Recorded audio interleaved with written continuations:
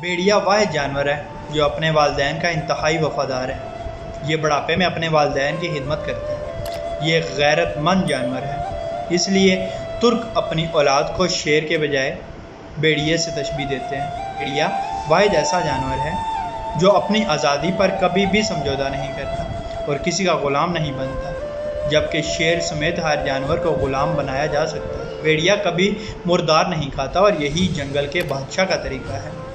और ना ही भेड़िया महरम मोनस वालदा बहन पर जानता है, यानी बाकी जानवरों से बिल्कुल मुख्तलिफ भेड़िया अपनी माँ और बहन को शहवत की निगाह से देखता तक नहीं। भेड़िया अपनी शरीक हयात का इतना वफादार होता है कि उसके अलावा किसी और मोनस से ताल्लुक़ कायम नहीं करता। इसी तरह मोनस यानी इसकी शरीक हयात भेड़िया के साथ इसी तरह वफादारी निभाती है।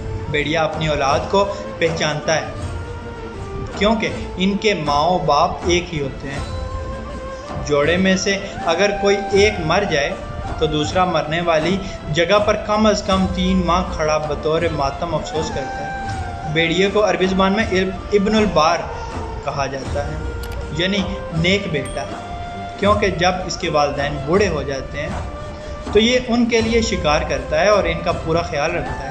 इसलिए तुर्क अपनी औलाद को शेर के बजाय भेड़िए से तशबीह देते हैं। इनका मानना है कि शेर जैसा खूनहार बनने से बेहतर है कि भेड़िए जैसा नस्ली होना। अल्लाह पाक आसानियाँ हासिल और तकसीम करने का शर्फ अता फरमाए। आमीन। जज़ाकल्लाह।